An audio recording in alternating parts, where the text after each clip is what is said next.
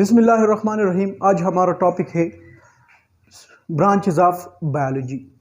Branches of biology क्या है, मैं आप लोगों को आज समझाऊंगा कि ब्रांचेस ऑफ बायोलॉजी में हम क्या पढ़ेंगे।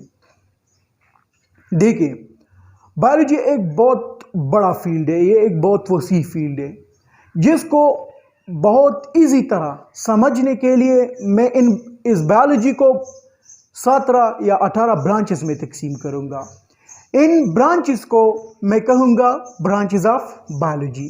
तो ब्रांचेस ऑफ बायोलॉजी में मैंने लिखा है फॉर द बेटर अंडरस्टैंडिंग, एक तरह अच्छी से समझने के लिए बायोलॉजी को एक अच्छी तरह से समझने के लिए इसको मुख्तलिफ किस्म का ब्रांचेस में तकसीम करने को मैं ब्रांचेस ऑफ बायोलॉजी कहूंगा।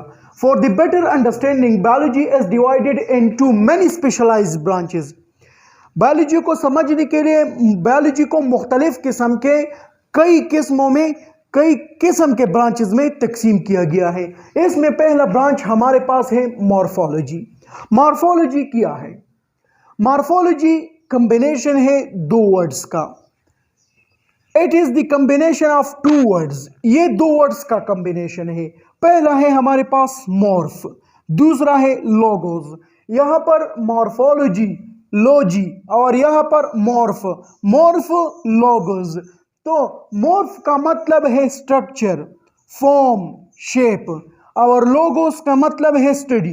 तो इससे हमारा डिफिनीशन अच्छी तरह से वाज़ेह हो गया कि मॉर्फोलॉजी बायोलॉजी का वो ब्रांच है जिसमें मैं स्ट्रक्चर, शेप और फॉर्म, एक ऑर्गेनिज्म का स्ट्रक्चर, शेप और फॉर्म का स्टडी करूंगा।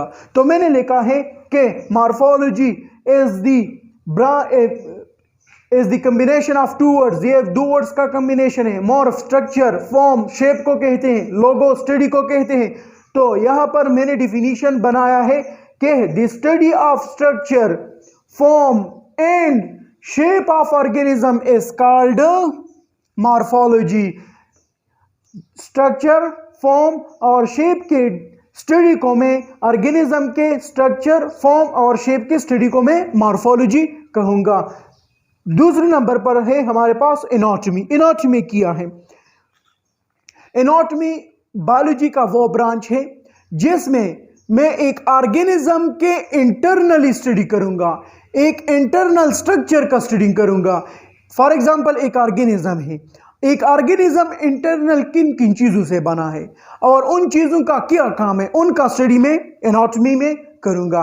तो एनाटॉमी में मैंने लिखा है द ब्रांच ऑफ बायोलॉजी। ये बायोलॉजी का वो ब्रांच है in which we study about the, जिसमें हम स्टडी करते हैं internal structure of organism. Organism का जो इंटरनल स्ट्रक्चर होता है उनका स्टडी को मैं एनाटॉमी कहूंगा।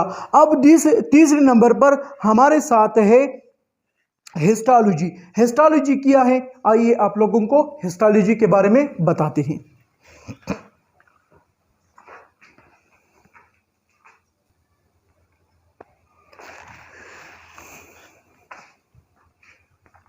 जी, तो अब है हमारे पास ब्रांचेस ऑफ बायोलॉजी में तीसरा नंबर पर जो ब्रांच है वो है हिस्टोलॉजी। हिस्टोलॉजी क्या है? हिस्टोलॉजी में हम पढ़ेंगे कि एनिमल या प्लांट का जो टिश्यू है इनका कंपोजिशन किस तरह है, मतलब किन किन चीज़ों से बना है, और ये जो टिश्यू है एनिमल में या प्लांट में ये क्या काम करता है और इसका स्ट्रक्चर कैसा है। इन तीनों चीज़ों का स्टडी में हिस्टोलॉजी में करूंगा। तो मैंने यहाँ पर लिखा है हिस्टोलॉजी में it is the branch of biology. ये बायोलॉजी का वो ब्रांच है इन विच वी स्टडी, जिसमें हम मुताला करते हैं द कंपोजिशन का मतलब कि टिश्यू का कंपोजिशन किस तरह है और इसका स्ट्रक्चर ये किस तरह दिखाई देता है। कंपोजिशन किन किन चीज़ों से बना है और स्ट्रक्चर ये किस तरह दिखाई देता है और फंक्शन इसका काम क्या है।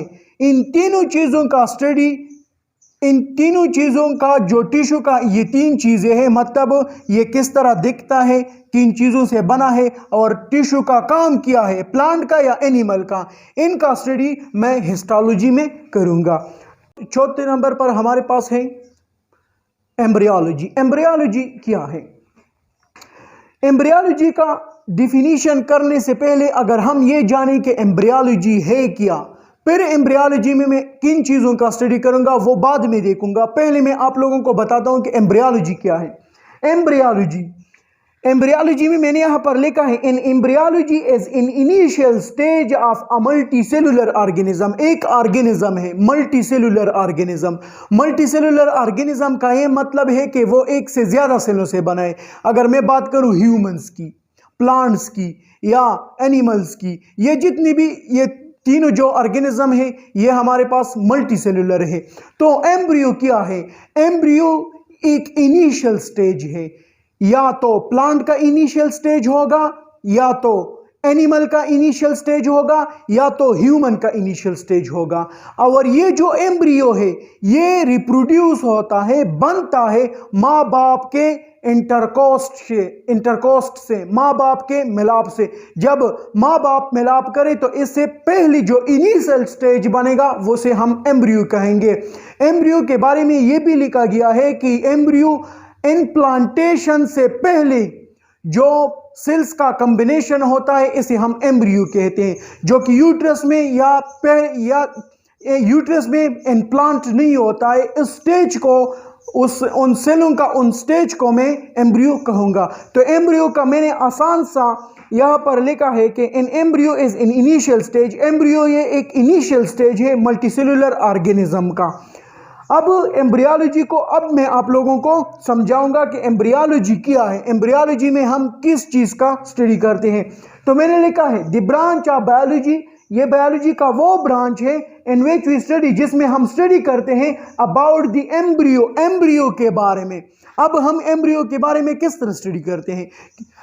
स्टडी इस तरह करते हैं कि हाउ एम्ब्रियो फॉर्म्ड, एम्ब्रियो किस तरह बनता है, इनका स्टडी एम्ब्रियो किस तरह बनता है, इनका स्टडी मैं एम्ब्रियोलॉजी में करूंगा। इसके अलावा how embryo develop into new organism, एक एम्ब्रियो से एक बड़ा जानदार किस तरह बनता है, एक एम्ब्रियो से एक नया जानदार किस तरह बनता है, इनका स्टडी मैं एम्ब्रियोलॉजी में करूंगा। तो एम्ब्रियोलॉजी को दोबारा पढ़ता हूँ। एम्ब्रियोलॉजी क्या है? ये एक ब्रांच है बायोलॉजी का जिसमें मैं स्टडी करता हूँ कि एम्ब्रियो किस तरह बनता है, और एम्ब्रियो से फिर एक नया ऑर्गेनिज्म किस तरह, फिर इससे एक नया ऑर्गेनिज्म किस तरह बनता है, इसका स्टडी मैं एम्ब्रियोलॉजी में करता हूँ। ये थे हमारे पास 4 ब्रांचेस। इंशाल्लाह बाकी जितनी भी ब्रांचेस हैं वो मैं आप लोगों को हर वीडियो में 3-4 ब्रांचेस आप लोगों को बताऊंगा। तो खुदा हाफिज।